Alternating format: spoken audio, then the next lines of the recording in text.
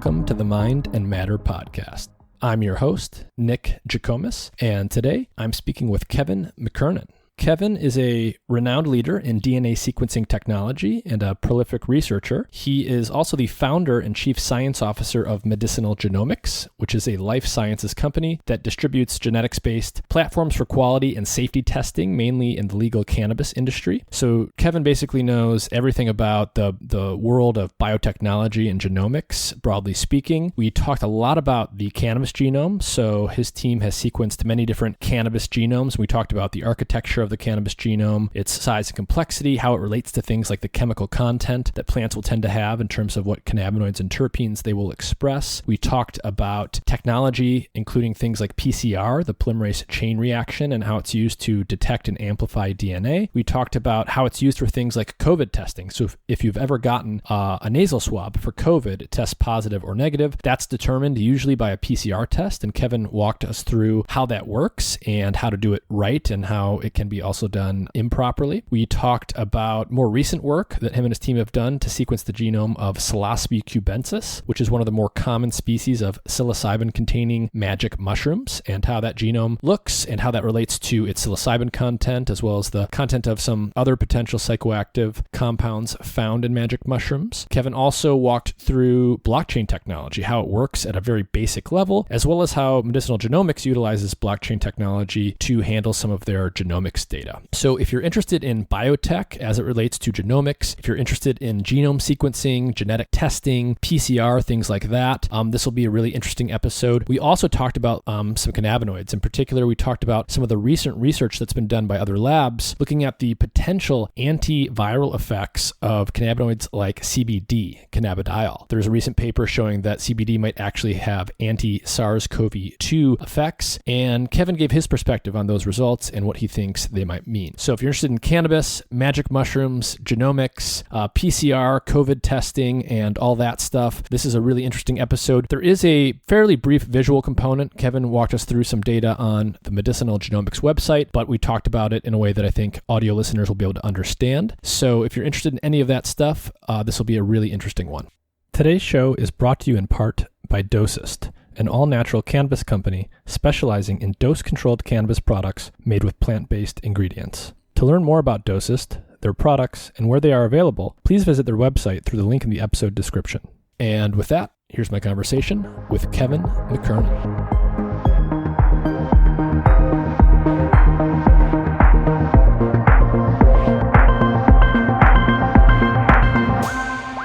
Kevin McKernan, thank you for joining me.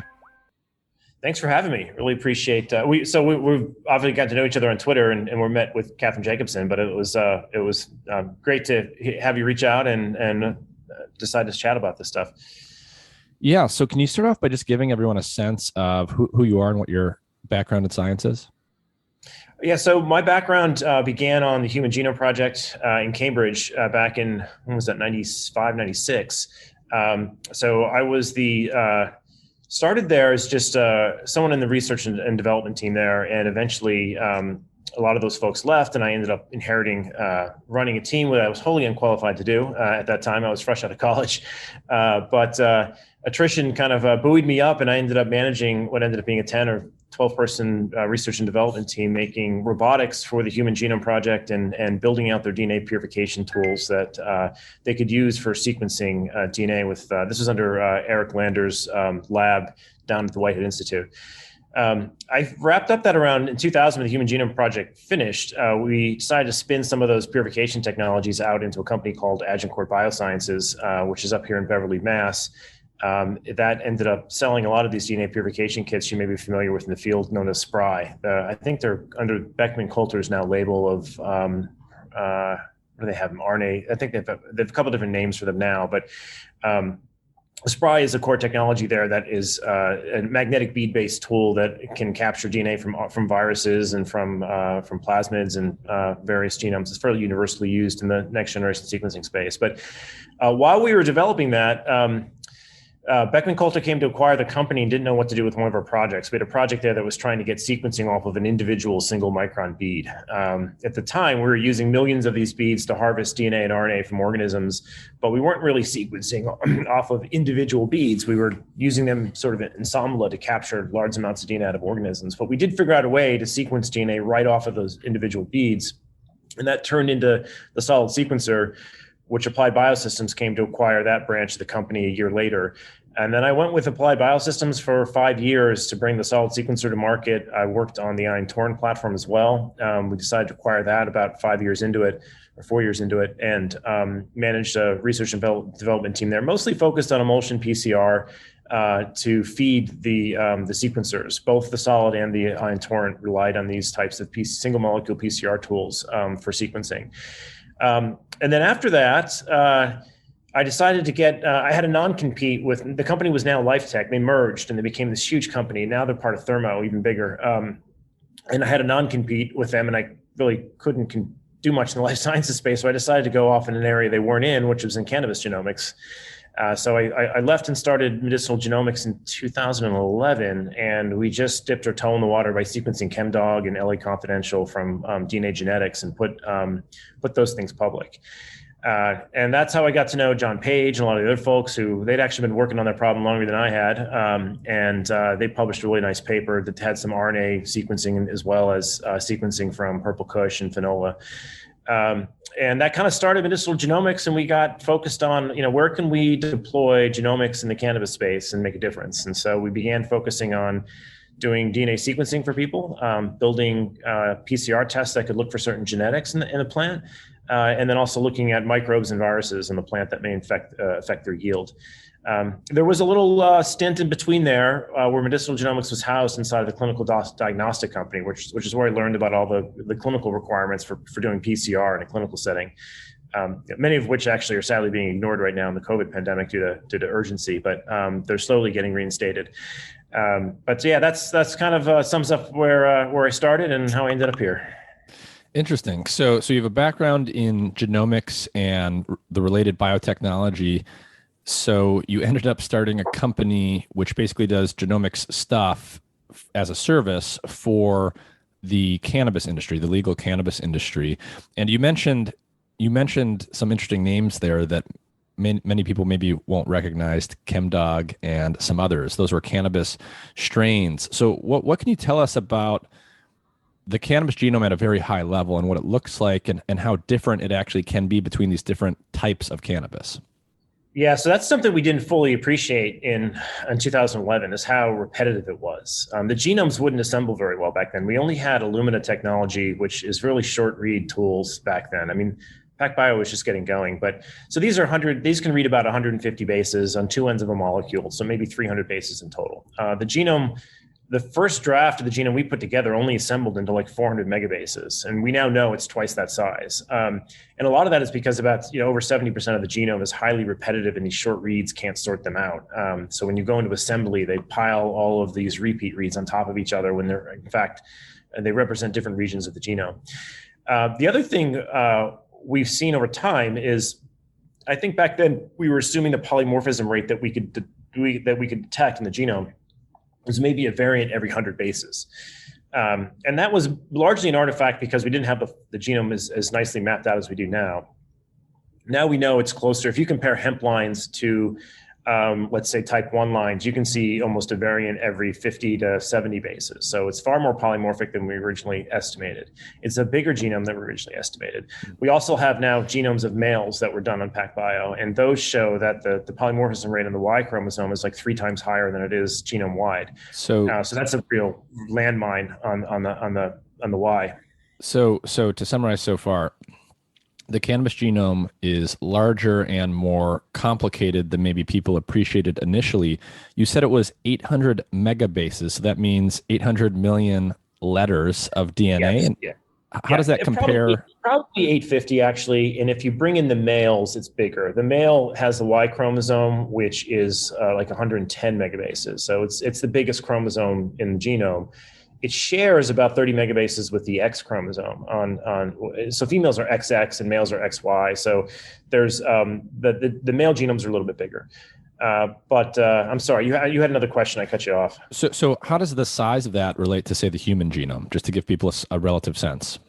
Oh, that's a good call. So the human genome is like 2.9 gig as a haploid state, so double that when it's diploid. But we tend to condense diploid genomes of organisms that don't have a lot of differences between them. If they're fairly inbred and came through a bottleneck like the human population, they tend to distill them down to the haploid size. So you'll typically hear a number thrown around about 3 gig for the human genome. Reality is you actually have 6 gig in every cell. It's just that your mother and father genomes aren't so different that people call it 3. And cannabis, I don't think it's fair to do, because the mothers and fathers can be so distantly related and have so many copy number changes between them that we probably have to go back to using diploid genomes. This is something that we've kind of struggled with a lot of the cannabis references that have been built, is that we have this tendency. The assemblers do this. It's not any intent out of the researchers, but the DNA assembly algorithms tend to condense things into a single reference genome, as opposed to recognizing that the organism is diploid and you should really try to peel apart the maternal and the paternal genomes into separate genomes. But we have tools now that we didn't have back then that can do this. There are these long read sequencers from PacBio that are very accurate. They have a hi-fi chemistry now that has better than Sanger sequencing quality, and it does 20,000 base pair reads like this. So we can now put together these plant genomes and split the haplotypes, if you will, into different buckets. And that's ongoing work that's still happening. I think you'll see the references we have up in NCBI, and that the other group who did CBDRX of an MCBI, they've all been distilled into a haploid representation of 10 chromosomes. Where we're hoping to go is to convince NCBI or others to maybe split those into 20 chromosomes, because it's very difficult for us to make the assumptions of which one of the maternal or paternal chromosomes should be represented in the genome. So, like probably the most used one in there is a female genome that's a CBD genome, CBDRX, because it was one of the earliest ones put in. We put in a lot of these Illumina ones, but they weren't reference grade. They didn't have chromosome assignments. We've gone through the Jamaican lion genomes and done a trio where we sequenced a mother, a father, and the offspring, 6 of the offspring. And that's given us a lot more confidence in what are the maternal and paternal haplogroups, because we can kind of follow the inheritance of these things into the offspring. And we've just now organized that into chromosomes with, we've had it organized into chromosomes for a while, but we have to re-annotate it to get it into NCBI. We're in that process right now. But what you'll see up there is currently a Jamaican lion assembly, which has very good contiguity, which is really PacBio's trophy, not ours. We just used their technology, and it ended up putting it into over almost 5 megabase N50. So the average contig size in the genome is about 5 million bases long. That's a good, like, 5-fold more contiguous than what's in there currently with CBDRX, but we don't have it named as chromosomes, which we have here internally. We're just trying to get it public. But that is it's a very complementary tool, because these genomes we're finding are so different that this concept of having a single reference genome that we can get away with in human genetics doesn't really apply in plants. We have to really consider multiple reference genomes when we're looking at these plants, because they're different enough that it matters. Yeah. So I guess the punchline here is that the cannabis genome, if you were to take 2 random cannabis plants and sequence their genomes, they're going to tend to be more different from each other than if you were to take 2 random human beings. And you briefly mentioned that, yes. If you mentioned briefly that, the reason for this is, for those that don't know, the human genomes from person to person are relatively homogeneous, meaning that, even if 2 people look quite different, their genomes are still very, very similar. And that's because there was this huge population bottleneck at one point in our lineage, and we're effectively all several billion of us on the planet are descended from something like effectively 10,000 people. Is that accurate? Yeah, right. And there's only a variant like 1 every 1,000 letters. Whereas in cannabis, it's like it could be 1 every 50 letters. I see. So the cannabis genome is worse. Yeah, this is kind of. I think the mosquito lineages you can find like a variant every 20 or 25 bases. Oh wow! So a lot of these organisms are just more genetically diverse than human beings are, and so that makes life more interesting but more difficult for someone like you in different ways.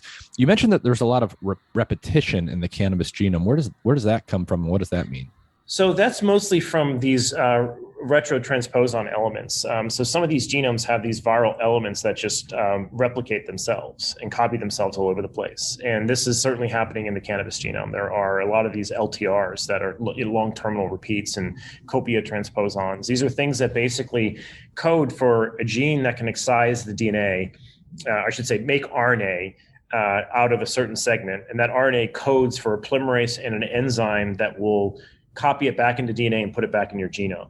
It's almost like an HIV part of the genome, if you will. It's got a piece of it's like it got a gag and a pole region, which are things that can polymerize its own stretch of RNA into DNA and then reinsert it back into the genome. So it's like a retrotransposable element that then kind of copies itself all over the place, and it tends to do this in certain regions of the genome more than others. Now, the cannabinoid synthase genes happen to be buried in a forest of these things, these LTRs. And that's been one reason why it's been so difficult to resolve the BTBD allele over time. This is an allele that Etienne de Meyer described that governs cannabinoid synthesis in the plant.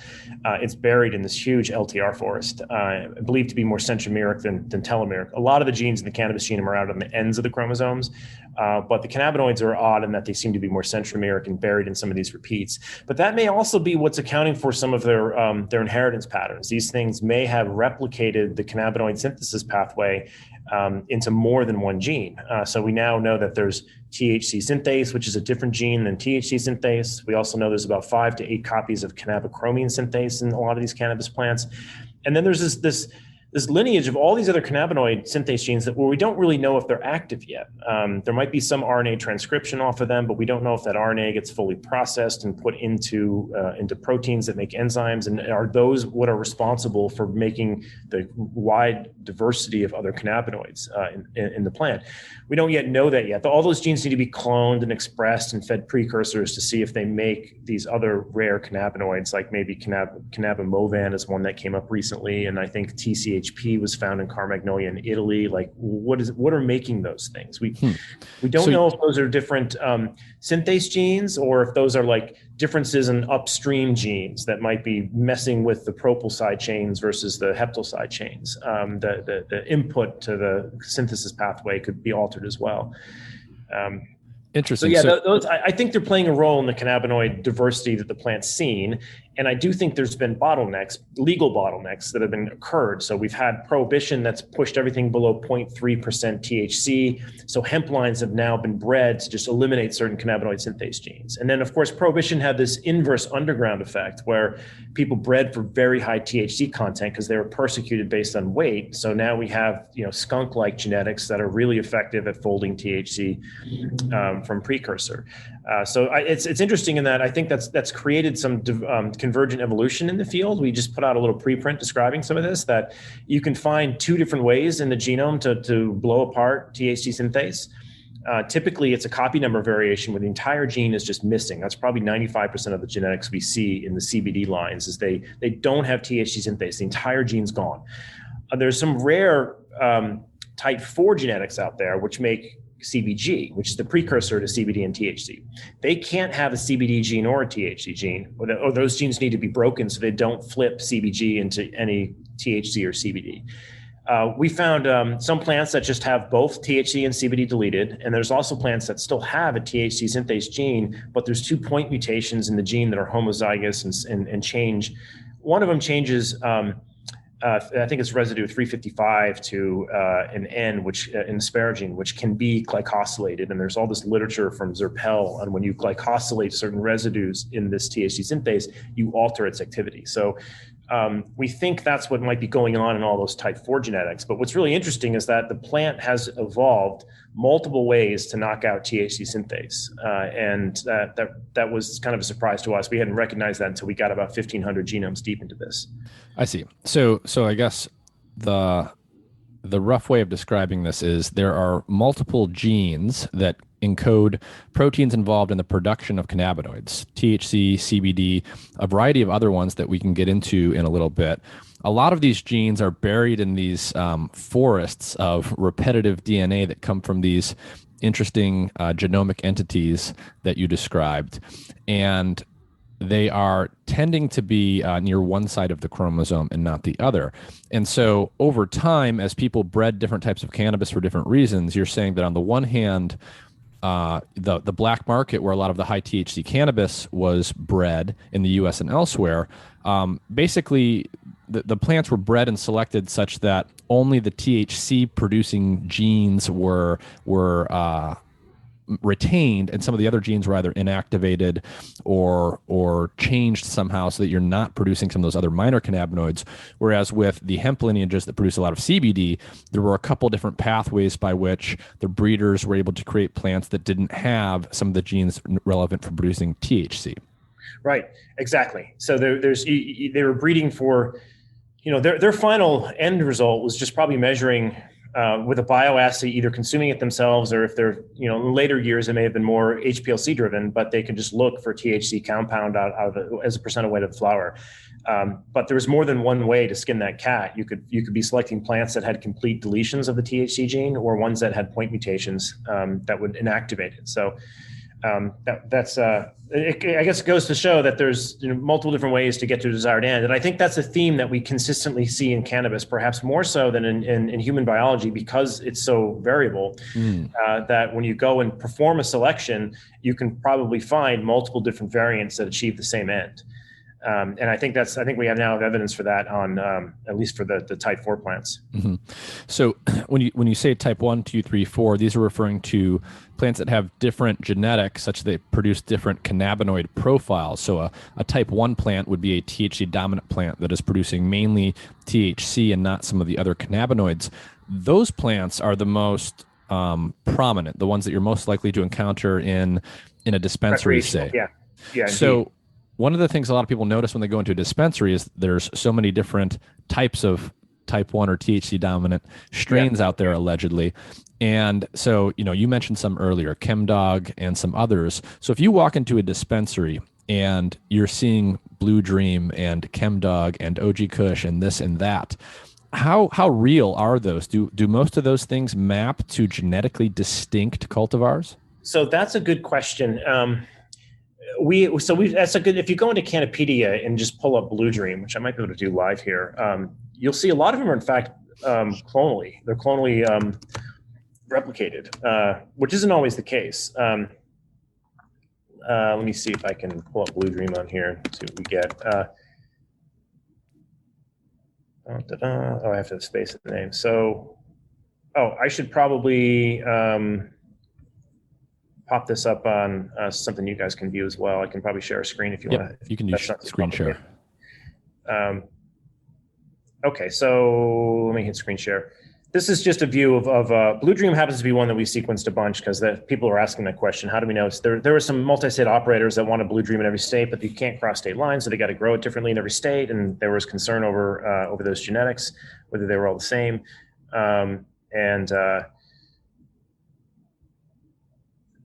Let me share the screen. It might be on your end. I may need approval to do so. There you go. Yeah, it's saying it's disabled on your front. See if you can do it now. All right. There we go. Let's go here and share. All right. So this is a website called Cannapedia that holds a lot of the genetics that are public for sequencing. So if you just go into the search bar up here and search for Blue Dream, it'll give you a list of 37 strains that are in the database that have Blue Dream in the name. And so you'll find some that are, you probably won't find Snoop Stream in here, but there's a Snoop Stream that looks a lot like this Blue Dream. So here's one from Happy Valley, which is sold here in a dispensary in Massachusetts. So these charts here, we look at the X and Y ratio of the DNA to figure out if it's male or female. Usually people are sending females in, so that's not no surprise. We look at the heterozygosity, which gives you a sense of how inbred it might be. That's helpful for people making seeds. They want to breed things such that the heterozygosity hopefully is low, so the seeds don't come out very different. But this is kind of a predictor of how different your siblings will be if you were to breed it. We look at the sequence coverage over 4 different cannabinoid synthesis regions because we find this is very predictive of the type of plant it's going to be. In this case, this one has both the THC synthase gene, but this over here, the depth of coverage here, how it's kind of square wave over here, this is really a sign that there's not a lot of depth of coverage over CBD synthase and it's gone. as opposed to these other ones have like 50x or 100x coverage over these other genes. And this one has a CBC cassette. This is a 2 megabase deletion that often occurs in cannabis plants that we just track because we're suspect that cannabichromene genes may produce small amounts of THC and play a role in whether you get a 0.3 or 0.4% THC plant. That's still a bit of a theory. It's not been proven, although Giuseppe Mendelito's done some nice RNA sequencing work on these genes to show that when this is around, there's a little bit more residual THC. So this just tells you there's a variant in this gene this has been described. This particular variant, we should probably get a link in here to the paper, but this has been described before by Onofre. So this is a known variant in THC synthase that shows up. Don't really know if it does anything to it yet. These are a bunch of other variants in that pathway. But to your point of how similar are they, this is a tool we use to look at the genetic distance between other things in Cannapedia. So you can see all of these blue dreams line up, and they even are almost clonal to Snoopstream, which someone probably just renamed Snoopstream to Blue Dream to make it sell a little better. Yeah, we definitely see that. I mean, in the profiles, the Snoopstream and the Blue Dream profiles are remarkably consistent across almost every producer. Yeah, so this would be fantastic data to intersect with what you've done. Because the database is a little weak on chemotypes. You can search by chemotype, but there's just not a lot of chemotype information that gets piled in here. But we can do it. If people send us their SC lab report or whatever lab they're using, we can scrape that information and insert it with their strains. This particular color code here, these numbers are more important than the color code. Someone in our group just set this at 10%, and that's not necessarily a hard distinction between clones. I think this is going to get refined back down to more like 5% over time as we've sequenced more and more clones and more siblings. But you can see some other things that might be, related. And at the same time, we try to search through the database for things that are most distant. And you'll see things like cherry blossom, which are CBD lines, pop up as being, very distant to Blue Dream. Okay. So, but the point is you're sequencing the DNA of different plants, and it's quite simple for you to tell whether or not samples are closely related genetically. So someone has Blue Dream, someone else has Snoopstream, someone has this other strain called Serious Happiness, and they're very, very, very similar genetically, and you can see that. We can see that, and what we have tried to do so that the data could be more correlative to some of the work that you're doing is we try to cover the genes in the cannabinoid synthesis pathway and the terpene synthesis pathway when we do this.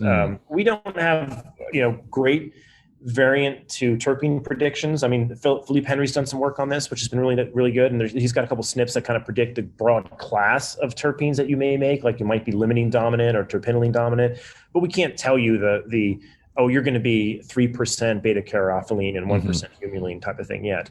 But I think over time, as more people correlate these variants with kind of the outcome, we'll get close. I don't think we're ever going to nail it perfectly because we're just predicting the hand that you're dealt, not how you play it, right? Like the conditions upon which you grow these is going to obviously alter the terpene expression and how you cure it, and a lot of those things are going to alter perhaps the magnitude.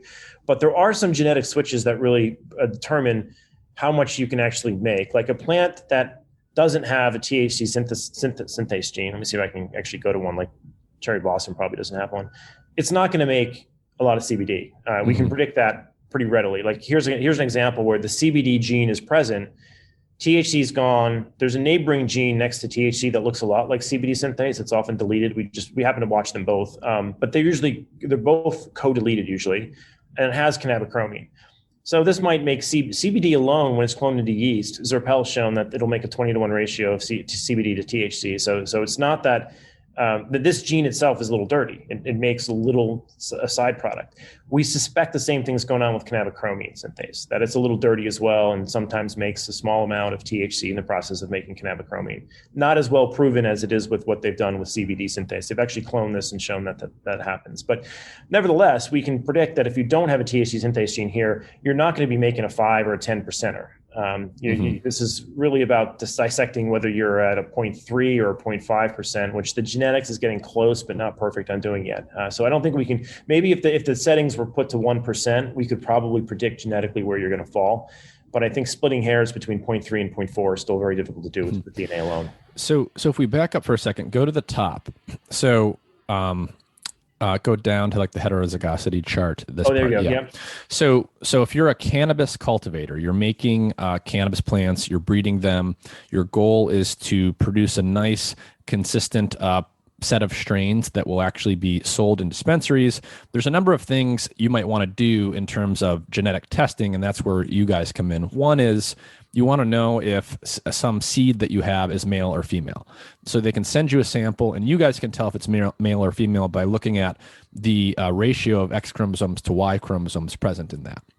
Yes. Yeah. We've actually turned this into a PCR test. Now, we tend to sell that to a lot of labs who do it locally because sending some of the seeds around can be complicated. The farm bills help that out on a hemp side, but we just kind of made the decision we're not going to open up a service lab here and compete with a lot of the other labs that are our customers. We just sell the picks and shovels to them. But what we do is we run some validation studies that help guide them on how to utilize the tool. So for instance, with the seeds, people don't want to test a single seed at a time. They want to test 100 seeds in a batch of 1,000 or 10,000 to know if the batch they're about to buy has any male contamination in it. So we set up a study that looked at taking 50 female seeds and 50 female and male seeds. We did this with Colorado Seeds, actually. Jesse helped us out over there. And they basically got us ratios of seeds that were mixed at different ratios. So we had where it's 50-50 male, female seeds, where it's 75-25, and all the way down to 100 seeds, 100 to 1. We can pick up a single male seed in 100 seeds with a qPCR test that just shows that the Y chromosome is present at a certain CT value that tells us there's some male DNA sitting around. And for those not familiar with the cannabis industry, why would a cultivator want to ensure that there is no male contamination? So, well, there's a couple interesting developments there. So traditionally, they don't want male seeds around because if a male pops outdoor in a large grow, it can then pollinate all of the females. They seed out, which makes lower quality flower, lower cannabinoid content flower, and just creates a wreck. Now, Oregon CBD has done some great work making triploids, which don't make seeds. So that kind of changes the game quite a bit. And they're mostly focused on CBD and CBG plants, but that technology can easily port to THC or type 1 plants. I think Dark Heart just announced that they've done something on that front. But that's a path of making of sterilized plants, which can be very helpful for planting a very large grow that you don't ever want to get pollinated, particularly in a place like Oregon where there's a lot of backyard grows that could pollinate your CBD farm with THC. And then suddenly the next generation of your farm may have some seeds that sprinkled onto the ground that pop hot. And if you get inspected and you have a plant that's above 0.3% THC, they can come and burn down your whole garden. So it's really important out there in these outdoor grows because cannabis pollen can travel miles. So someone could be growing in Willamette Valley, down the valley a mile away and blow pollen onto your CBD garden or farm and really wreck you for the following season if they don't clear that farm of any seed that may have had THC pollen blown into it. So likewise, when people are buying these seeds to plant, they want to make sure they don't have any males coming through, because if one male sits out in a farm of 1,000 females and pollinates them all, you can wreck an enormous crop by having those males float around. So they want to buy certified seeds that don't have any males coming through. They're fully feminized, and the feminization process is never 100%. I mean, I think the numbers I saw from Oregon CBD is that they have like one male every 4,400 plants, which is really remarkable. But there's still one that can be a male in that whole feminization process, and that's what they have to kind of keep their eye out for as they're planning these things. Others that are selling these seeds, a buyer wants to know what's that ratio? Test 100 seeds a couple times and tell me if there's any Y in there. And if there's, if 3 lots come through of 100 seeds that are clean, then we suspect the whole batch is probably clean and folks can move on. So I think really doing that ensemble seed test is going to be really, really important for those that are trying to sell these lots of seeds. So the other thing that I want to ask you here is, you're showing us some of this data to do with these cannabinoid synthase genes. Sometimes they're present, sometimes they're absent. You've described for us how, in certain lineages of cannabis, there could be deletions where a gene is missing. You might have mutations that inactivate a cannabinoid synthase gene and things like this. So thinking about the ancestral sort of wild type cannabis that was out there, did cannabis used to have all of the cannabinoid synthases and produce some amount of most of these cannabinoids, or how do you think about the ancestral state of the cannabis genome? So granted, I've not been in the field that long, so I'm speaking from what I've read and what I've heard. I suspect that prohibition created a cannabinoid synthase bottleneck where people were breeding in two opposite directions. They're breeding toward hemp lines that had no THC, and then they're breeding toward plants that had very high levels of THC, because those were, if you got caught with a pound, you want that pound to be 20%, not 10%, right? There's just like whiskey during prohibition, right? There's a tendency to concentrate the product when it gets prosecuted based on weight. So I think that may have selected for plants that have a particular cannabinoid synthase ratio, if you will, or types of genes that promote those types of cannabinoids that we're measuring. Because we're not constantly measuring for THCP, we've probably bred it out of the population to very low levels. In fact, it's no surprise that they found that in the Italian Carmagnolia line. This is a line that's really a CBD line or a fiber line, right? It's not known to be a THC dominant plant. So I think there's a lot to be done going back and sequencing a lot of the land races to try and find some of these extinct cannabinoid genes, or genes that just aren't in the commercial dispensary market that are getting propagated there. There's probably a lot of exploring to do in some of these older varietals that may not have been hyperbred in one cannabinoid direction or the other. And then the reason I say that is that these things are all competing for precursor. So when you drive a plant toward making solely THC, it's going to come at a cost of making the other cannabinoids. It's rare that you find a type 2 plant that's making 20% of both CBD and THC. It's usually making 10 and 10 of each, right? And that's because it's limited on the amount of precursor that you can feed into the pathway. And since they're competing for those resources, they can't make the whole library of them. So maybe some of the earlier land races that were perhaps less potent on the THC and CBD front might have higher concentrations of the other cannabinoids. I don't know. That's just a theory of mine that I suspect would be true if we went back and surveyed many of these other land races that haven't necessarily been bred for fiber production or CBD production or THC production. We might start to find some of these rare cannabinoids.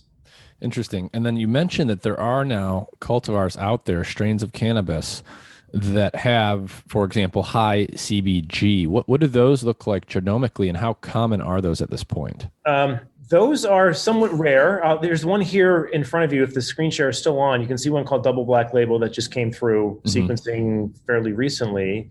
And this one got a very interesting mutation. Let me pop under another one to make sure. I think this is one as well. It's the CBG right in the name, just so everyone's convinced it is. What you'll see here is they don't have any CBD synthase gene, so they're not making CBD, but the THC gene is there. So that was real odd to us. That's what kind of put us down this road of looking at these things a little bit more deeply. So what you can do in Cannapedia is that you can see that over here is the variant frequency in the population. So one of these variants, the serine 355 asparagine, this thing is only at 1.8% population frequency in the database. This one we see all the time. This Pro 333 arginine and THC synthase, it's in a lot of type 1 plants. So it's like this probably isn't the damaging mutation that's taking it out, because we have really high THC rich plants that have it. And it's 18% of the population, right?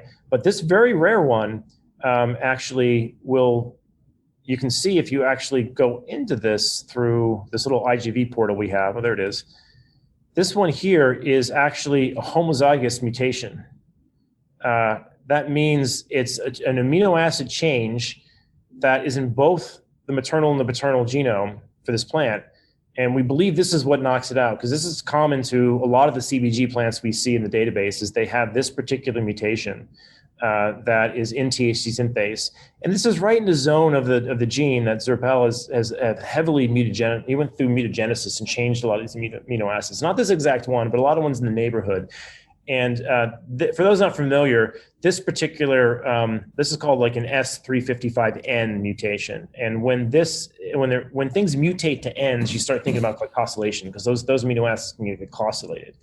And when they get glycosylated, what Zerpel showed is that alters the efficiency of the enzyme. Sometimes when you glycosylate, it gives you more THC, and sometimes it knocks it down.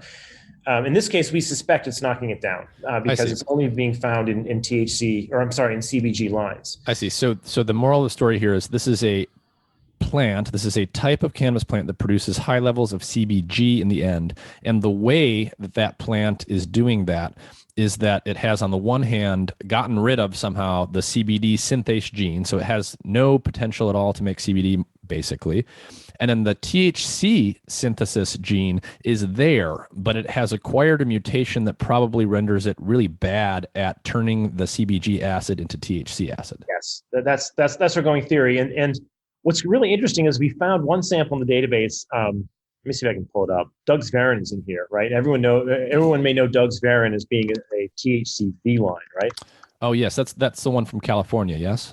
Yes. Yeah. Oh, I'm missing an S. Gotta get this database, not do that in the search, but there we go. So what's interesting about Doug's Varin is it has the same two mutations. So initially when we saw this, like, this destroys the whole theory because this thing makes THC and THCV. But what's interesting about Doug's Varin is it's heterozygous at this position.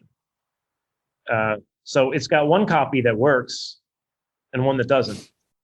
And what's really interesting about the cannabinoid profile in this, which happened to come on the vial, we got this in California, is it was like making half THC and half CBG.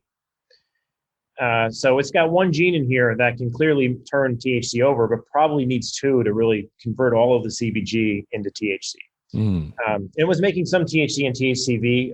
A ratio of those, I think it was like 2.6% THCV. We have a chemotype in this preprint we put forward. But for those who are familiar with THC synthesis, the THC synthase gene has no bearing on whether it's a varin or not. That's something upstream in the process of making the precursors.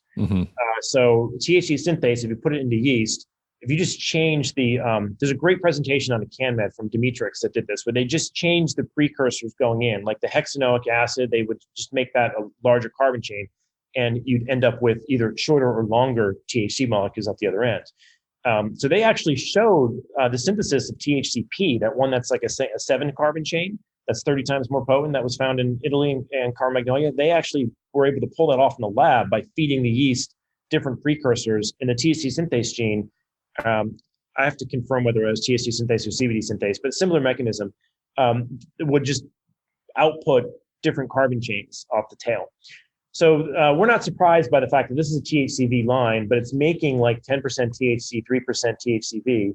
But it comes along with it is like an incomplete conversion of CBG into THC. You get high levels of CBG in this line because it's carrying this heterozygous mutation where it's got one copy maybe from the mother and one from the father that are different here. And it's got one gene that's not fully active, another that is. I see. So Doug's Varin is a cultivar that will have in it in the end THC, CBG, and THCV. The absolute levels of THC are higher than CBG or THCV, but much lower than typical strain that you would find in a dispensary. And it has a few percentage points of both CBG and THCV. Yeah. Let me. I should be able to pull this out of the preprint right now. I'm sorry. I go for a new window here. I'm sorry. Let me do it in this window where you can see it. Let's open up the wrong window. But there's osf.io. Let's see.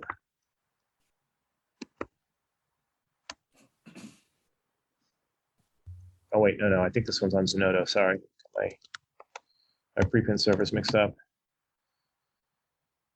Right here. So this is a paper describing this particular conundrum of, and it should be in here. Wow, that's not what I wanted.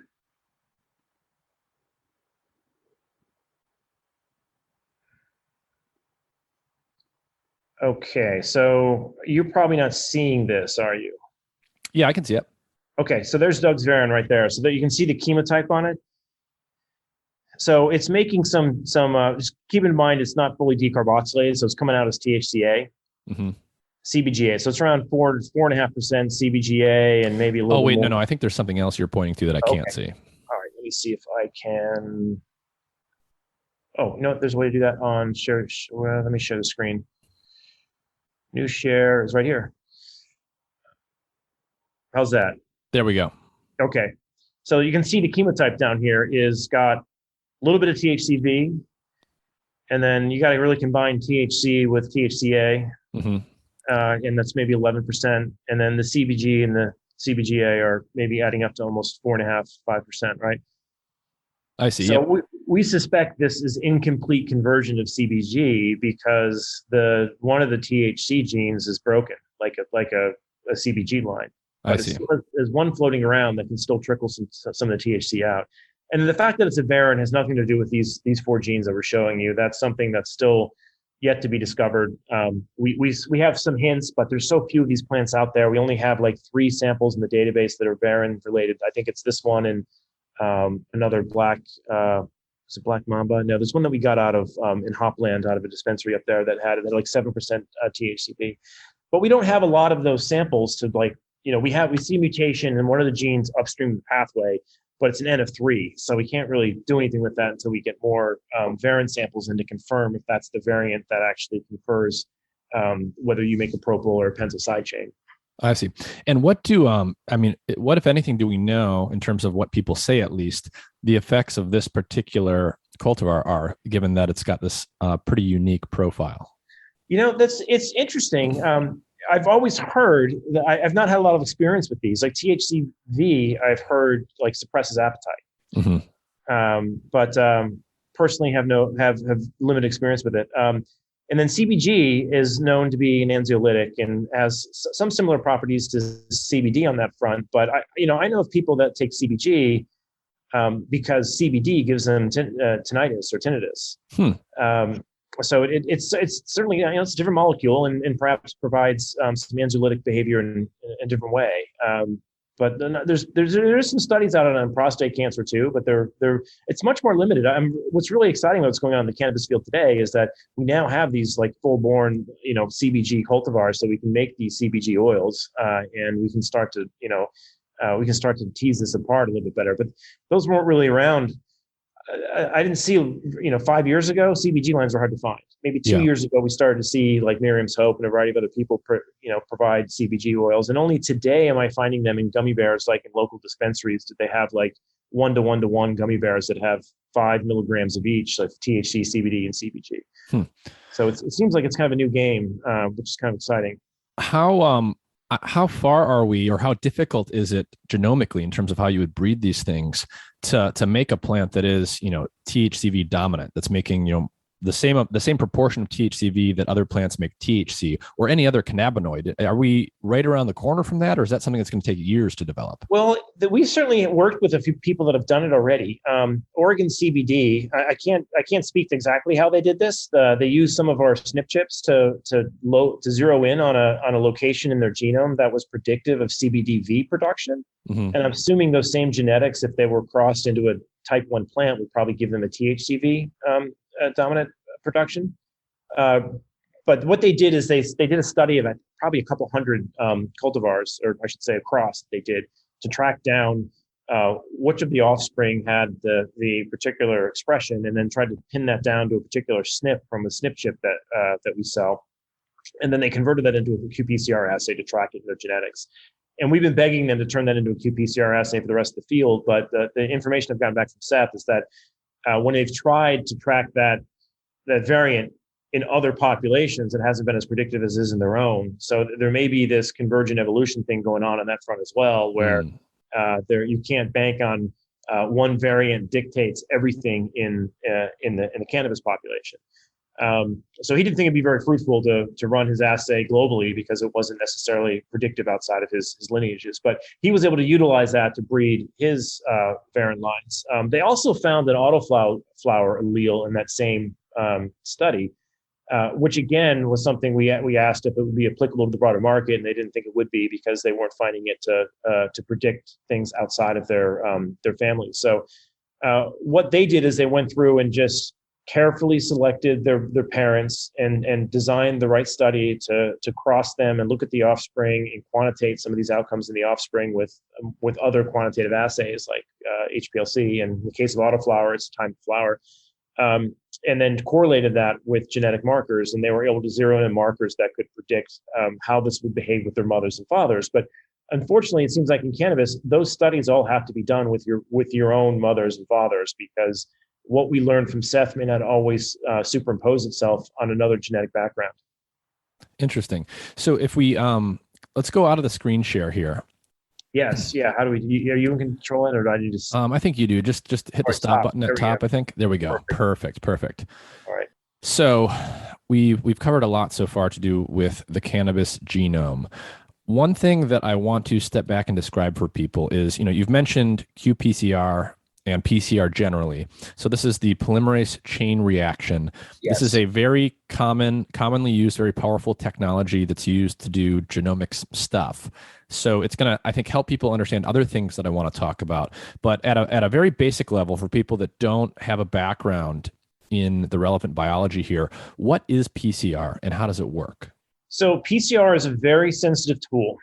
It amplifies DNA by copying it with a polymerase, and it works in an exponent on like a log 2 scale. What that means is it doubles every single cycle. So if you have a single molecule in the reaction, after one cycle of PCR, you'll have 2. After 2 cycles, you'll have 4. Then you'll have 8. Then you'll have 16, 32.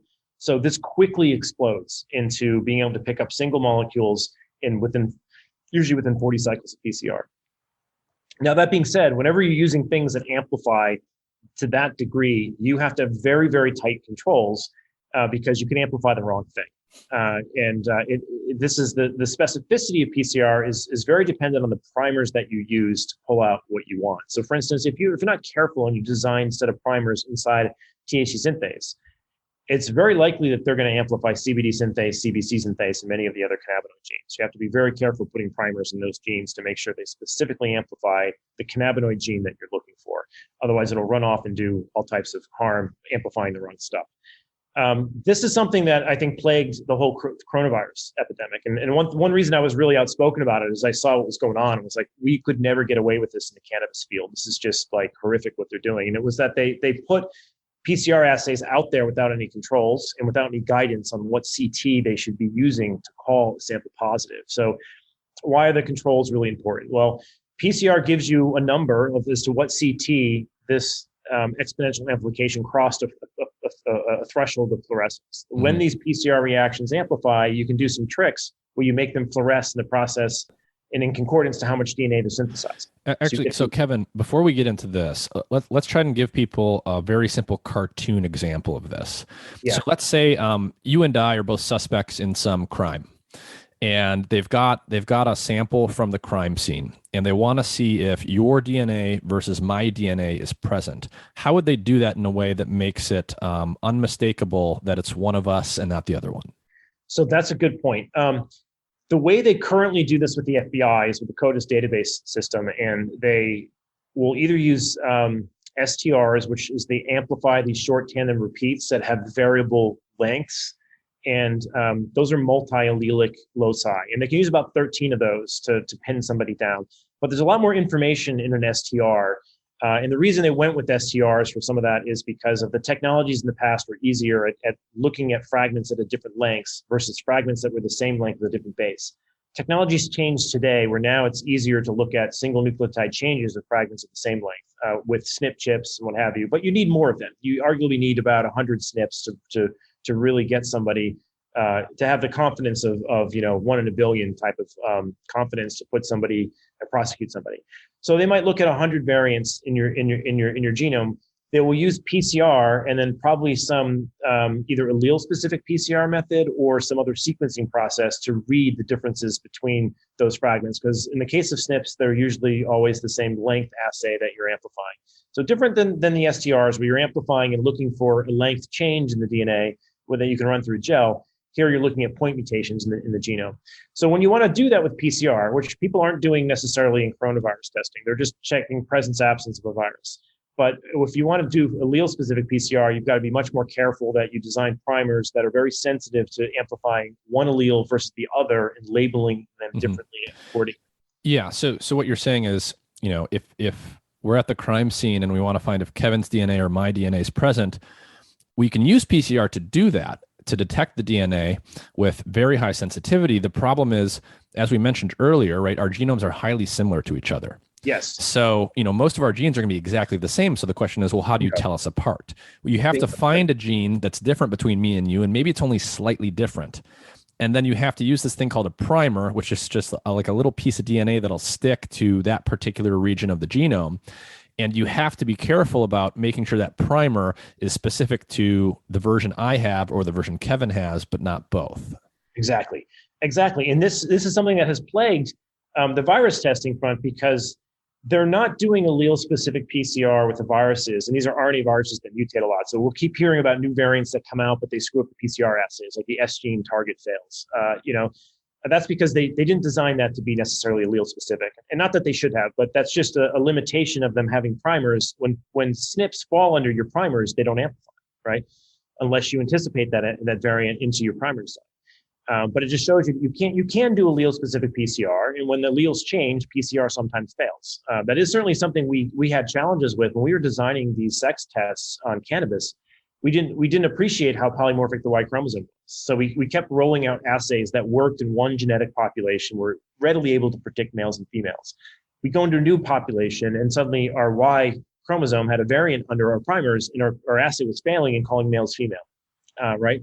So we've made 4 different versions of that test now to dance around a variety of variants that are in the Y chromosome that we keep discovering. And now it's no longer a single test. It's like a test that's multiplexed and targets multiple regions of the Y to deal with the fact that the Ys are so different. Mm-hmm. That's a presence-absence test that has to do the opposite of what you're asking. It has to not get tripped up on the fact that we have differences. When you actually want to identify those differences, you have to get a very allele-specific PCR going, or do sequencing of the PCR products when you're done to know to split apart the differences that might exist between me and you. Mm-hmm. So when PCR testing is used in the context of a COVID test, you get your nose swab. If the virus is inside of you, it'll be contained in that sample. And PCR is going to be good at detecting the presence of that virus because it's going to amplify up some of the genetic material that's there. Can you sort of unpack that for us and help us think about what that means for things like false positive and false negative rates? Yeah, so it's a really important point in that when you swab your nose, there's a paper out there from Dadu, I think it's DADOUH, that goes through the amount of variance you get swabbing your nose. And it's like 1,000 to 10,000 fold variance swabbing between people. So that's a big problem, because when you want to test for viruses, knowing the amount of virus you have there is kind of a number in space. What you really need is the number of viruses per human cells. So you need the denominator. And some of the first tests that came to market didn't have the denominator. And the way you typically measure the denominator is you amplify a human gene and a viral gene at the same time. And you'll look at the ratios of those CT values. I see. So what you're saying is when you do the nose swab, it's sort of like sticking a spoon up your nose or something, and you're going to scoop out a different amount of virus for each person. And part of that could just be, you got unlucky or lucky with the scoop and got more. What you want to know is how many viral particles per human cell. So you actually need to get both. You need 2 numbers. Yeah, you need 2 numbers. And the tests that don't have 2 numbers are really, clinically, that would never be allowed in a CLIA laboratory pre-2020. But I think in the panic of the pandemic, people just ran with the first test that came to market. Now the thing about that market is there's hundreds of different tests in the market. So I don't want to speak broadly about them all. Some of them do have internal controls, and that's what you need. Is you need something that measures that human denominator, so you can gauge how much viral load you have. When you don't have that denominator, you get in all types of arguments with people as to what the CT value should be for cutoff. Well, if you can vary by 1,000, that's like 10 CTs. You're never gonna agree on what the CT value should be. What is CT? Oh, that's the cycle threshold at which the signal goes positive in PCR. And so the later it is, the less DNA you have. And the earlier it is, the more you have. And it's on a log 2 scale. So every number represents a doubling. So going from, you go out 3.3 CTs, and that's actually 10-fold differences. And then you go out 6.6 CTs, that's 100-fold. And 10 CTs is basically 1,000-fold. So would an example here be, let's imagine 2 people that get a nose swab, and there is some viral particles in both of them. One person is legitimately sick. They have lots of viral particles inside of them. And so there's lots of viral DNA there. And in fact, they are sick with COVID. The nose swab will pull out a bunch of viral particles. There will be many particles per human cell, and PCR will be able to detect that quickly. So very few cycles will be able to see it. But Yes. the other person could just have, just to use a cartoon example, maybe there's just 1 or 10 viral particles that they sniffed up, not enough to make them sick. Yes. But you just happen to scoop those out, and you can detect that as positive if you do many, many cycles of this test, even though it's not enough viral particles to actually be causing sickness. That's right. So there's a couple of things going on here. There's one, the sampling variance in the nose is so wide that you need an internal control to know it.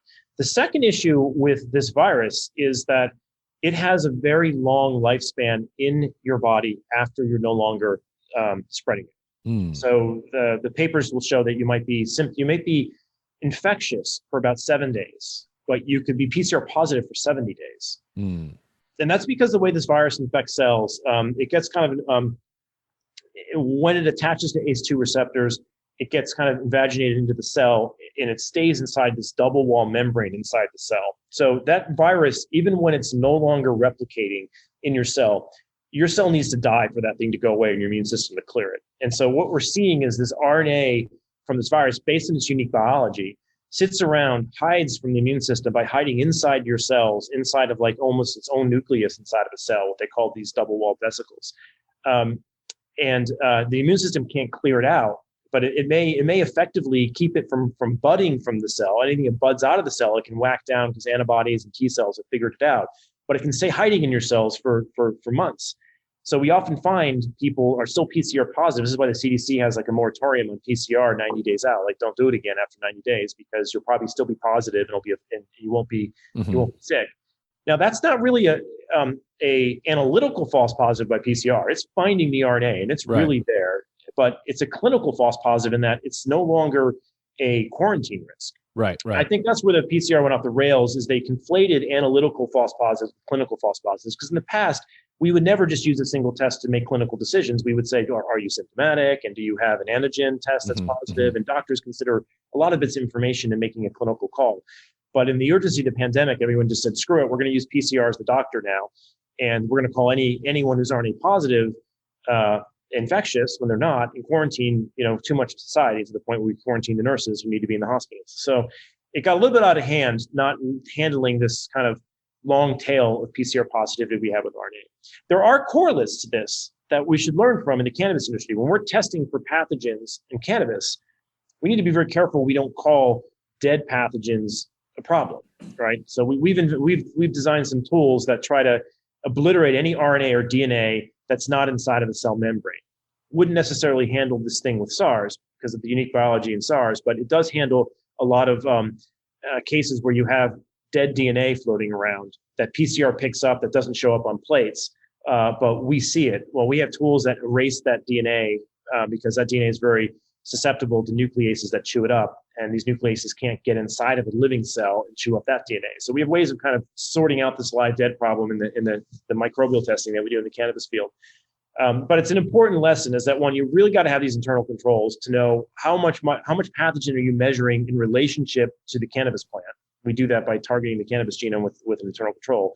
And then also, can you sift apart the live dead problem? How many of these pathogens are still living, and how much of it is just free circulating DNA from dead organisms? That stuff you can handle with nucleases. So we've now touched on COVID testing, and we've obviously spent some time talking about the cannabis genome. An interesting intersection here that was making rounds in the news recently based on some new studies that are out are the potential antiviral effects, antiviral meaning anti-SARS-CoV-2 effects of some of these cannabinoids. In particular, there's a study out now, I'll actually talk to one of the lead authors on one of the next episodes, showing apparently that CBD, at least at a certain concentration, can have antiviral effects for SARS-CoV-2. So can you talk about that result a little bit and what you think about it?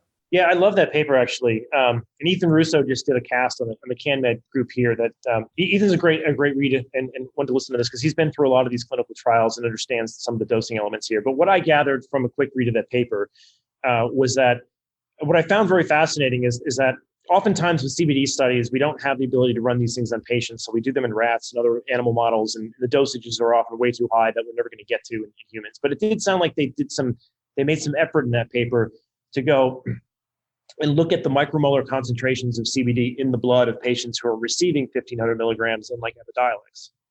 And they could see that, okay, they're at around like 0.5 or 1.5 micromolar in the blood.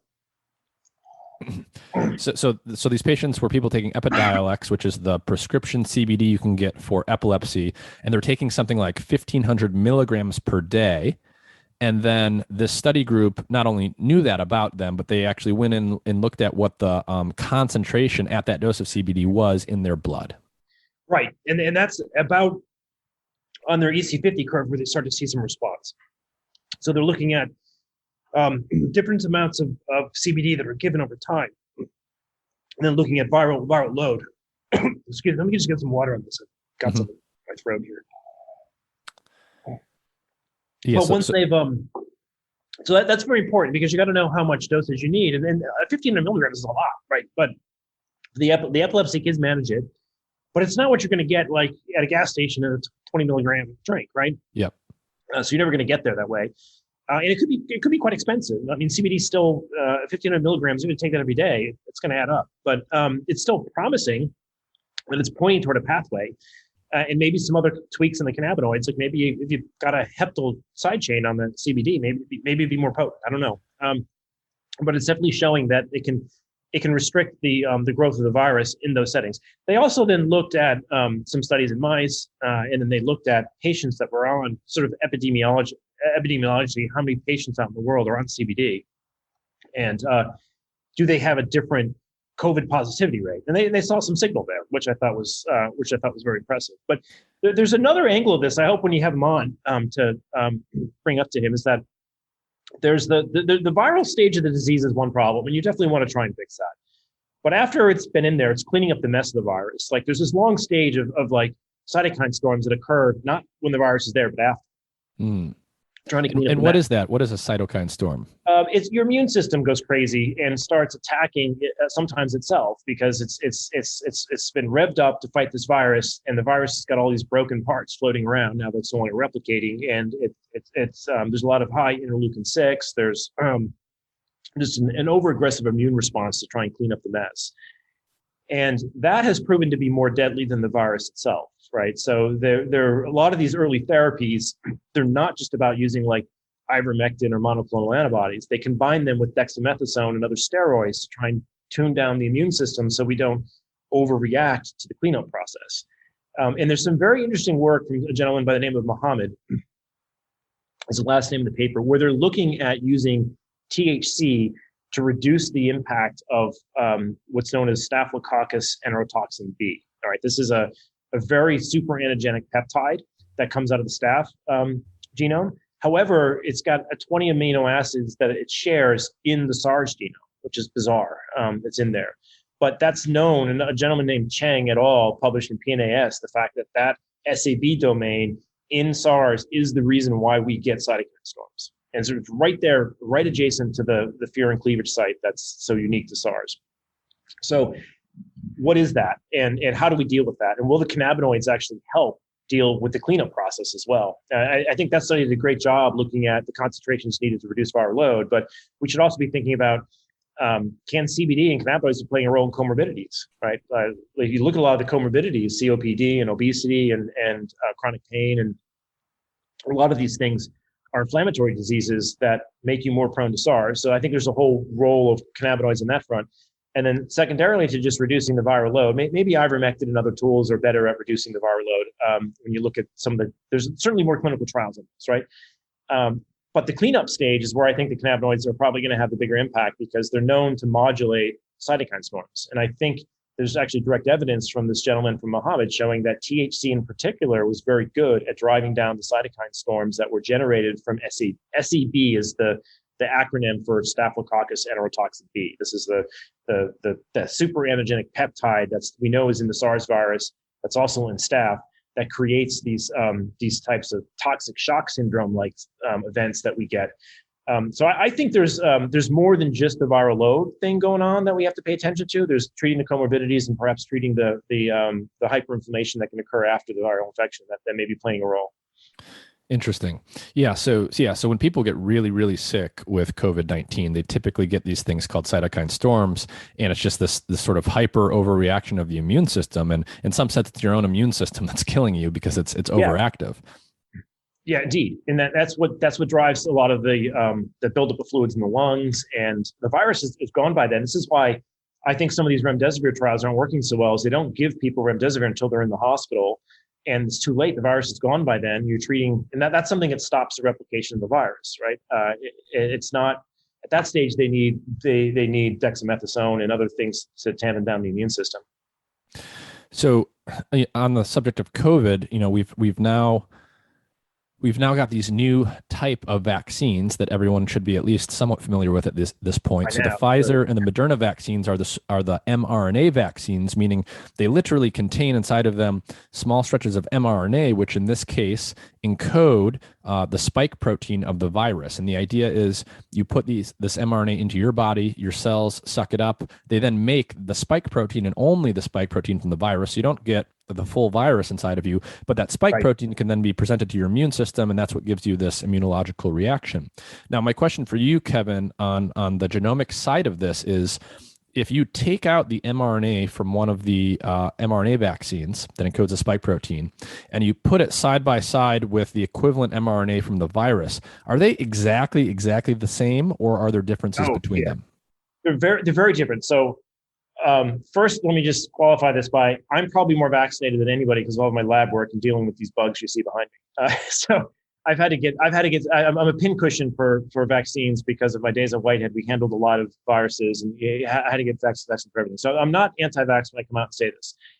There are very material differences between the vaccine RNA and the actual virus, the spike protein. And we shouldn't conflate all vaccines here. The two that have messenger RNAs that are delivering them with lipid nanoparticles are kind of unique in this regard, in that in order for them to do that delivery, both Moderna and Pfizer decided to swap out the uridines in the mRNA with a modified nucleoside known as N1-methyl pseudouridine.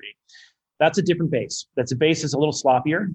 It has much higher melting temperatures than uridine. So if you make an oligo with uridines all swapped out, even just 4 of them inside of a 25 mer, it will change the TM markedly, like more so than swapping from pyrimidines to purines. So it has a huge impact on the melting temperature.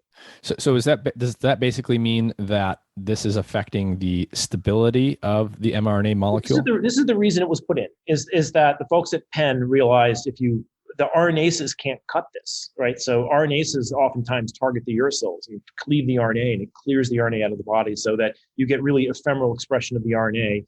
And that can be important for a lot of cell biology, in that the cell is anticipating these RNAs to get expressed at a certain level and to also decay at the same level, because timing on making these things is important for cell circuitry.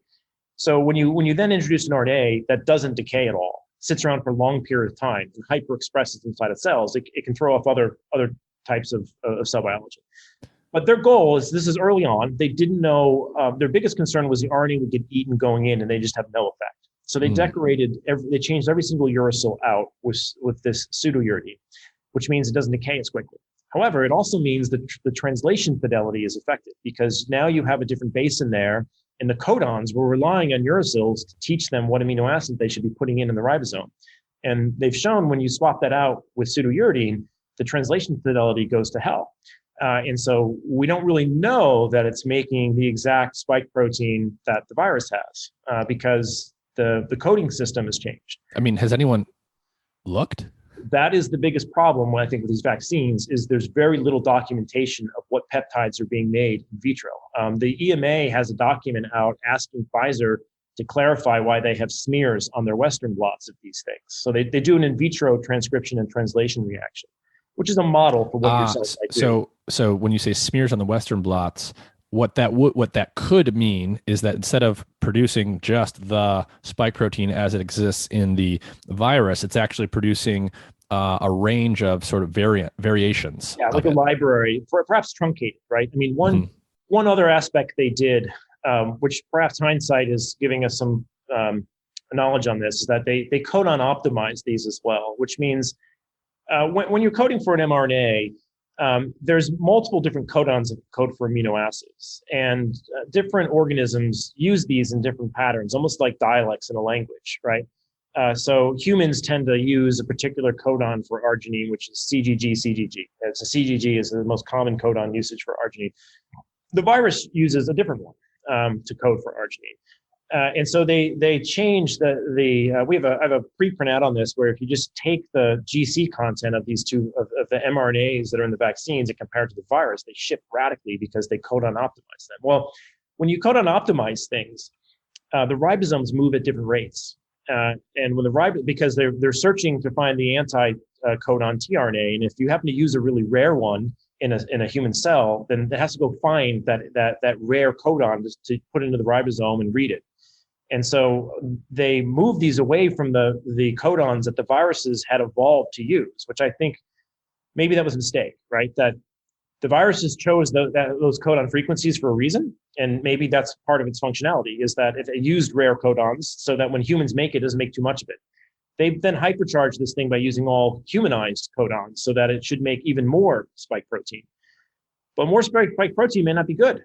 Right? Spike protein is what is believed to be the most toxic protein in the virus, and making a lot of it, while that might drive an accelerated immune response, it might also drive a lot of pathology that you don't see with the virus. So when they did this codon optimization, the GC content of the RNAs changed radically. When you do that, the RNA doesn't fold the way it's anticipated, and you form all of these quadruplex G units inside of the RNA, and that affects all types of other cell circuitry. But the ribosomes also don't pause the way they normally pause. And they've shown that if the ribosome rate of translation changes, the folding of the protein on the back end of this doesn't happen in the same way. So while you might have the same amino acid sequence, given you didn't have the fidelity issue with pseudouridine, assume the pseudouridines didn't make any mistakes, and you get the same amino acid sequence. It can still be different because the folding is different. Differently. And there's a great paper on this about ribosomal pausing. They actually can see this happening right in the furin cleavage site, where they change the amino acid sequences to be very humanized. That the folding between the S1 and the S2 changes because there's ribosomal pausing that now happens because of that codon change. So it's very complicated biology that we often, the whiteboard of this, where there's a codon table on mRNA and the stop codon and the start codon, and it makes doesn't capture everything. Really doesn't capture the complexity that goes on in the biology. So, my biggest concern on them is we don't have good evidence of what these things make. I cannot find. I hope someone can correct me on this, because I've been looking through the literature, and there's so much COVID literature. I'm probably missing it. But the fact that the EMA couldn't find it either, and Pfizer hasn't responded to these requests, makes me think the data is not out there. Which is when you put these through an in vitro transcription and translation, or in this case, just in vitro translation reaction, you get a smear on a gel, not a band. You should get a single band. In fact, the DNA vaccines give you a single band. The DNA vaccines don't have pseudouridine in them. So we can see like the adenovirus vaccines. Those things, they've demonstrated they make a single band. And sometimes these bands are not one band because they're glycosylated, and we understand that. But what we're seeing on the Pfizer one, at least in this EMA document, is there's a smear and they don't know what it is.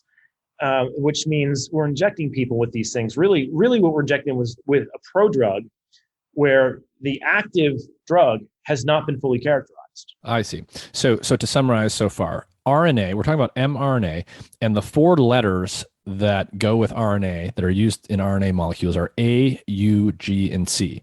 So the mRNA that encodes the spike protein, as it's found in the virus itself, uses A, U, G, and C. Now, the mRNA vaccines from Pfizer and Moderna use A, G, and C, but a different version of the U letter. And the reason they had to do that was to stabilize the mRNA molecule so it didn't get chopped up so quickly that there was no immune reaction, because they're trying to make a vaccine that does that.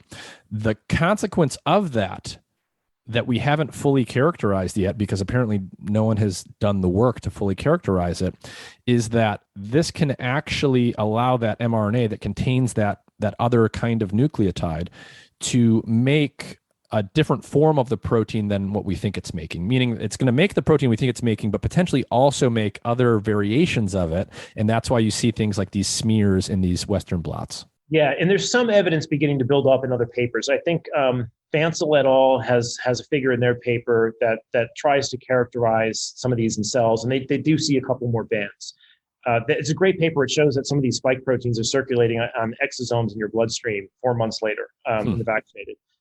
Bruce Patterson's lab's done a lot of work looking at long COVID, and they're starting to see in the vaccinated, there's a mutated form of S1 that their papers, I'm dying to see their paper. It's about to come out in the next couple of weeks, but in a preprint form. But they've also noted that contrary to being infected with the virus, there's certainly long COVID going on there. They're seeing some kind of long COVID-like symptoms in people that are vaccinated, and there's this different S1 protein floating around. We don't yet know if this is because of the mRNA or if this is like just glycosylation is different, or dying to see what the paper has to say about it. But there's another paper mentioned from Jiang in our preprint that looks at expressing some of these things and getting some very smeary bands. And then there's the EMA document as well, where the regulators went in and were asking for, why are there smears? Is it because the RNA also is fragmented? Because when they synthesize these RNAs, they're not always full length, right? So the smear could be a consequence of there being non-full length messenger RNA floating around, so you get a truncated peptide. It could also be a function of the fact that you'll notice if you look at these sequences, there's not just one stop codon. They put in 2 and 3, and I think it's because they knew that when you replace the stop codons with pseudouridine, something that's quite common in the literature is that it can create frame shifts over the stop codons. That the ribosome gets there, it doesn't actually recognize the stop codon because it's pseudouridine, and just fumbles and frame shifts and starts making something else after it. So there could be some elongated peptides that. And in the back end of the Pfizer vaccine, there's actually some human peptide sequence in there. If it could frame shift over those stop codons, which is a big if, it could maybe make some of that, and then you could get some autoimmunity going on. But the thing is, this is all hypothetical in silico stuff, and we really need peptide sequencing on what these things make in humans. And some of that work is starting to get done by Bruce Patterson's lab, which should be really exciting to see. Interesting. So in the time we have left, let's switch gears a little bit. I know that at Medicinal Genomics, you guys have also been doing Psilocybe mushroom or magic mushroom genome sequencing. So what was the impetus for that, and what does that genome look like? So that's a good question. That kind of resurfaced. So many years ago, my father was struggling with cancer, and I started reading a lot of these JHU cancer depression papers, not necessarily for him, but I think for the rest of the family that was kind of dealing with this. But I sequenced his genome way back then and tried to put it public anonymously, which was a train wreck. I had a really hard time doing that. It's really hard to put sequence data public anonymously. But anyway, that got us a little bit interested in all of the work they showed on how profound those compounds are for depression. Since then, some interesting papers have come out of New England Journal of Medicine showing comparing psilocybin against other traditional SSRIs, and it has a remarkable safety profile and performs just as well, if not better. So in this last few years, when COVID showed up, I realized there's certainly a lot of depression that's going on, but there were some papers showing that fluvoxamine, which is an SSRI, was having remarkable success in COVID. In fact, now I think they just finished a 9,000 person trial, and WashU is now even recommending it. But fluvoxamine isn't just a serotonin agonist or serotonin reuptake inhibitor. It also hits the sigma-1 alpha receptor, which is something that's been known in DMT, that's one of the targets for DMT. And DMT and psilocybin are really closely related. There's just like a methyl group that's different between a few of these molecules, right?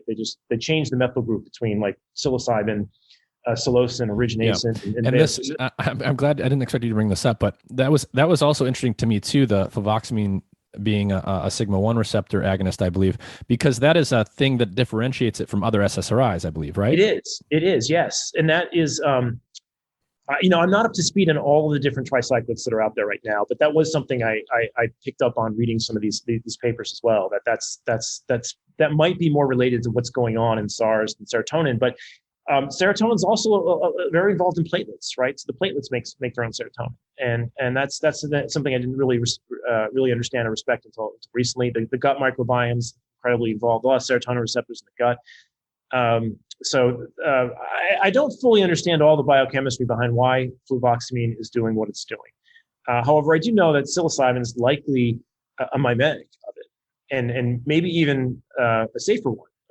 In that there's if you look at the metabolism of these drugs, that psilocybin is there aren't toxic doses of psilocybin. You might have a bad experience, but you're not going to toxically overdose from psilocybin. And so that's really promising. And so I don't know, I just got us reinvigorated to go look at this again. let's just go and sequence profile all of these genomes. I also, the first time we did this many years ago, I didn't totally appreciate the entourage effect that could exist in the mushroom. Like now we know that they're carbolines, and there are all of these other MOAs, these monoamine oxidase inhibitors in some of these mushrooms that might change the way that we metabolize the tryptamines. We also know a lot more about originacin and norbaeocystine, and it seems like there's a whole other story very analogous to cannabis, where it makes maybe 6 of these different psychoactive tryptamines, and then a host of these other P450 modifiers or monoamine oxidase modifiers that change the way that these compounds get metabolized in your system. That there's a tremendous amount of therapeutic potential in this thing. And the genome's much easier to sequence than cannabis, right? So it's only 46 million bases. It's not nearly as repetitive. So that was a story. We had high molecular weight DNA from a sample here, and we couldn't get, during the pandemic, we couldn't get access to PacBio sequencing because we outsourced it all. And it was just backlogged for sequencing, I suspect SARS. So I called up Seth asking Seth Crawford, does he have any extra space on one of his next runs? Because he's doing a ton of sequencing on cannabis. And he said, yeah, send it over. And he blew it through his hi-fi PacBio system. And like a month later, we had a 32 contig, beautiful reference genome. And since then, that was done on the penis envy genome. Try writing a scientific paper with that name in it. It gets some chuckles. And so we then decided we want to try and get it all into perfect chromosome stretches.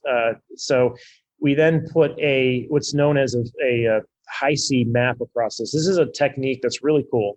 It takes DNA from an organism. We had to do this in spores, which was really tricky because we can't handle tissue here. The spores are legal for taxonomy purposes, and we think DNA sequencing falls under taxonomy. So what we took spores, and you treat them with like a cross-linking agent that cross-links proteins to one another. So this takes the proteins on DNA and glues them to one another, which means DNA that's in close proximity is most likely to glue to itself better.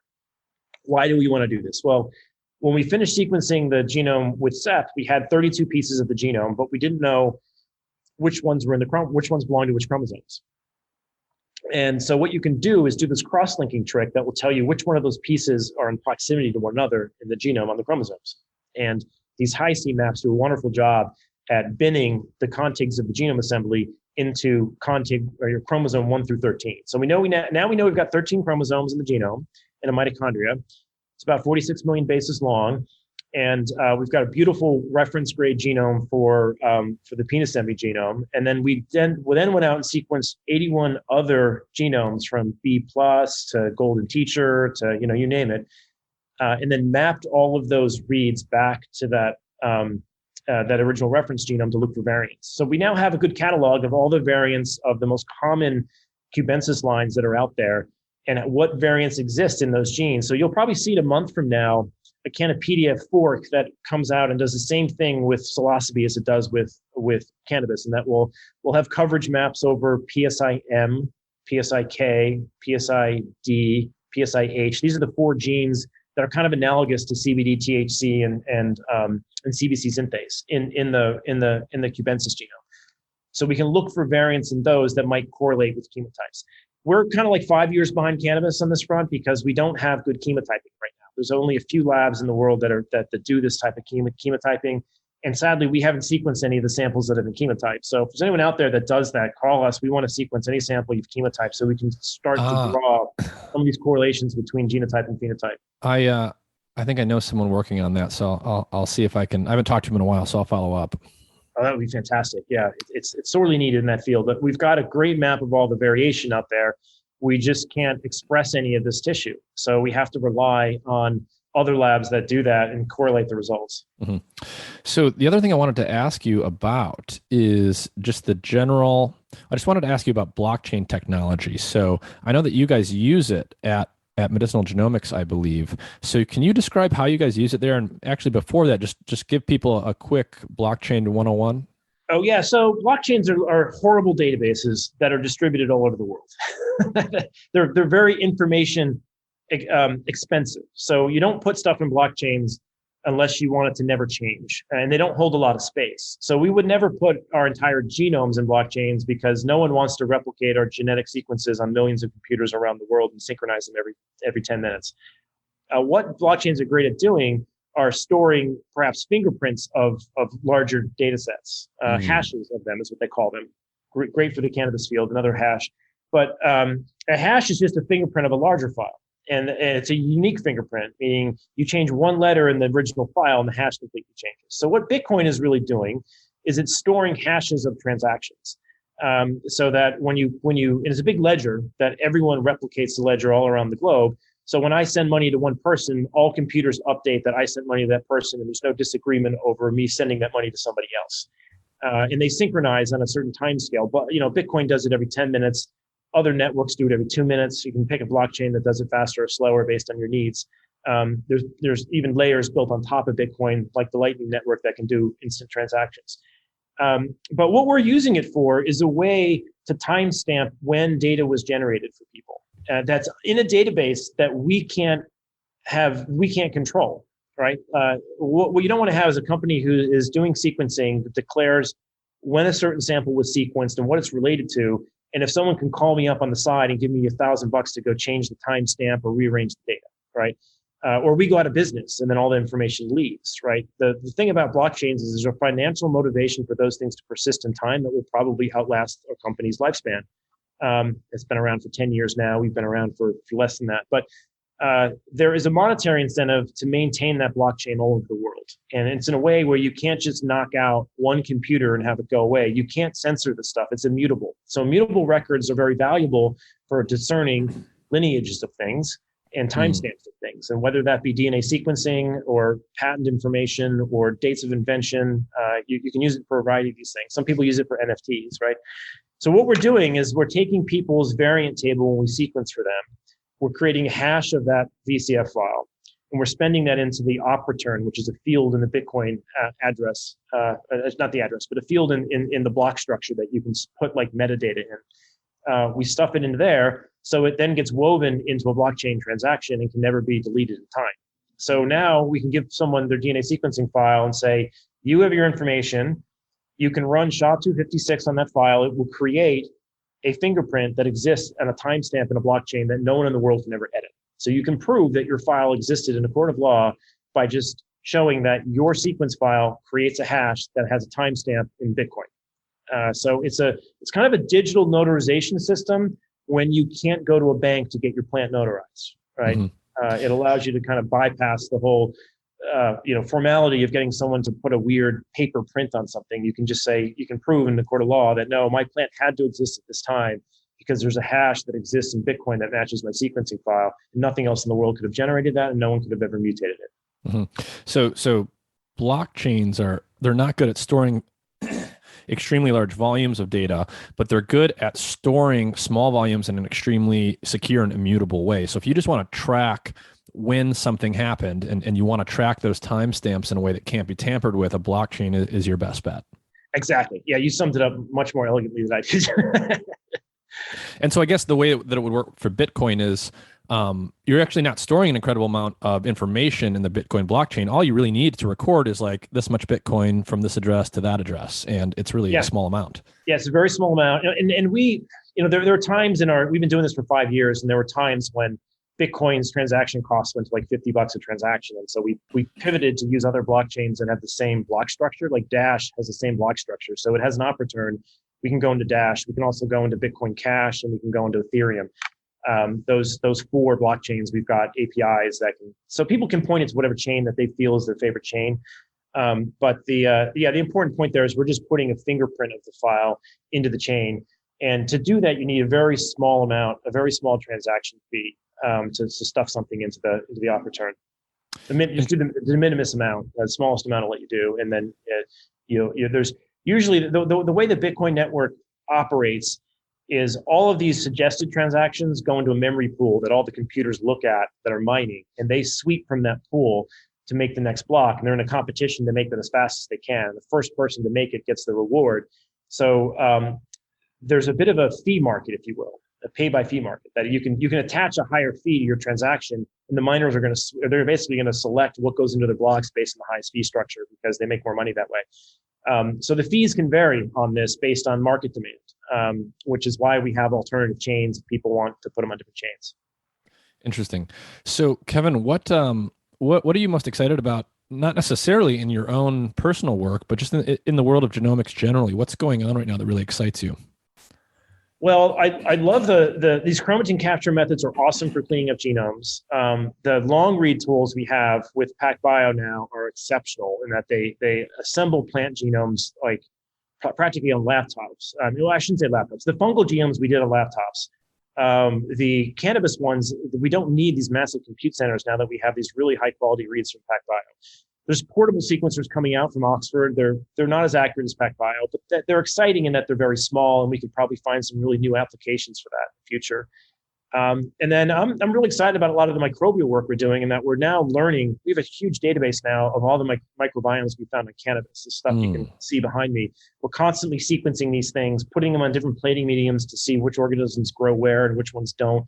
And we're learning a lot. We're learning like what pathogens don't grow on plates that we can find with DNA. And some of these are pathogens. One that's in our most recent study is Pentoa. Pentoa agglomerans is actually published as a plant-promoting microbe on cannabis. There's also some evidence in the literature that if you get this inside of human cuts, like it can give you sepsis, and there's problems with it. That's an organism that's like we find in high prevalence in a lot of our microbiome studies, and we now know it doesn't grow it unless you grow it down at 30C. At 36, you can't get this thing to grow. So we know that there's microbes out there that our pathogen screens are missing that you can only get with PCR. And that's interesting to us. We've seen this on like 4 other organisms as well, where they're just not growing unless you grow them at lower temperatures.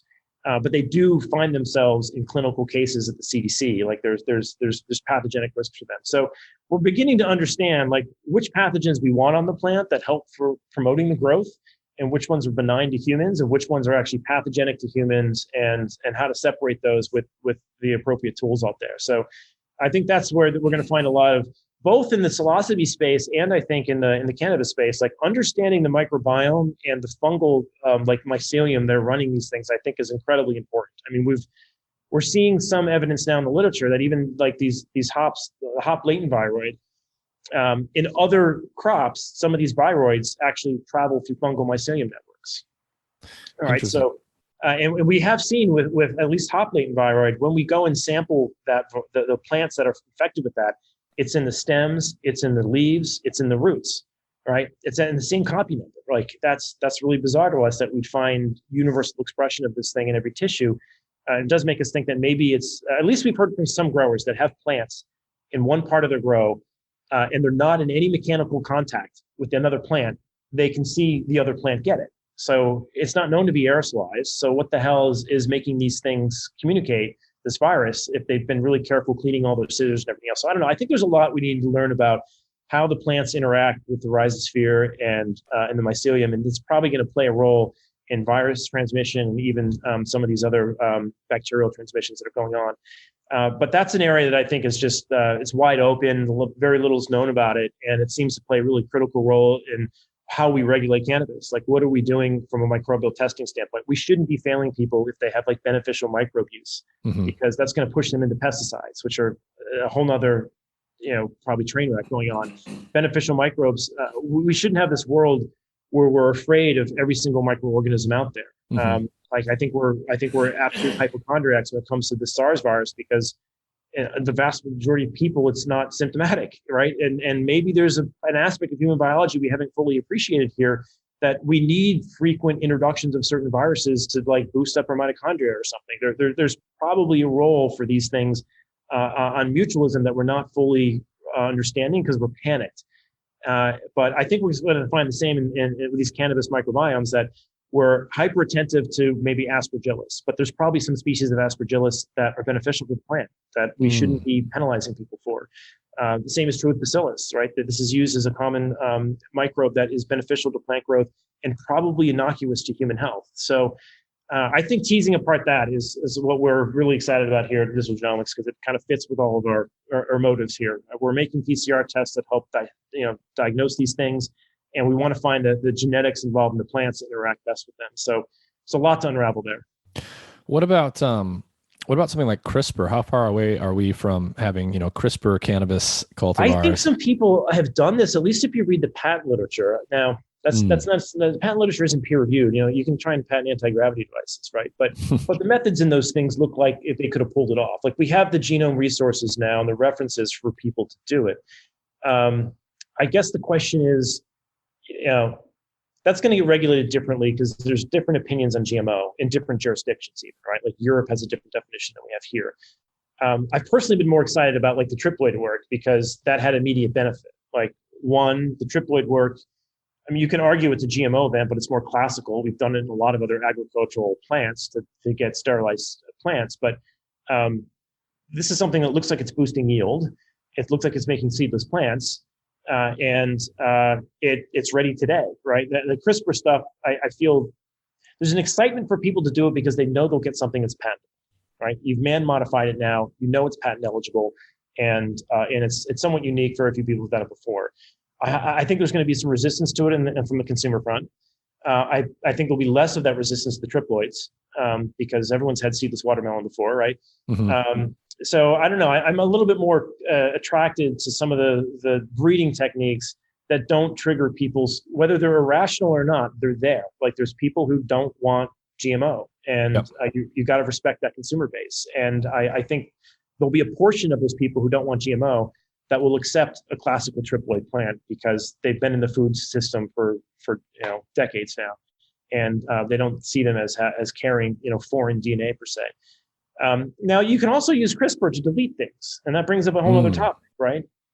So it's not just about adding foreign DNA in or modifying the DNA in a way that's already seen naturally elsewhere. Like you could go in and make some of these modifications to THC synthase, right? And they could emulate things that are in the wild but very rare. And people may have different philosophical opinion over that. Or you could delete a gene where you're not adding in anything new, you're taking something away. I think some people may have less concern over that than like, I'm putting in a THC synthase that also has a GFP on it, right? It makes all the males glow or something, right?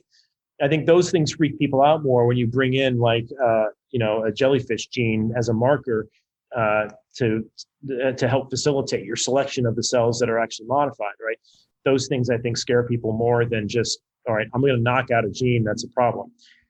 I think there's a lot to be done there. We have the tools to do it. I just think the market's going to need a lot of educating on the different flavors of modification that go on and whether they're philosophically aligned with them. Mm-hmm. Well, Kevin, thank you for your time. We covered a lot of topics. I think there's a wealth of information buried in this episode. So if you have any final thoughts you want to leave people with, go for it. Otherwise, thank you for your time. Oh, yeah, absolutely. There's a CanMed conference that we run in Pasadena. It looks like it's going to happen this year. It's been postponed for COVID for too long. So it's happening in Pasadena. Check our website. They'll have dates and information on it. It's, I've forgotten which date it is. I think it's in May now after we punted it so many times. But this talks about a lot. We get speakers from around the world that discuss all of these topics. And there's people well more versed than I am, particularly on the medical front, on how to deploy cannabinoids and even the analytical chemistry front. So that gets a lot of conversations like this going that are really fruitful. So if you're interested in getting back to conferences, we're having one, and it'll be Southern California this spring. Excellent. Kevin McKernan, thank you. All right. Thank you. Take care, Nick.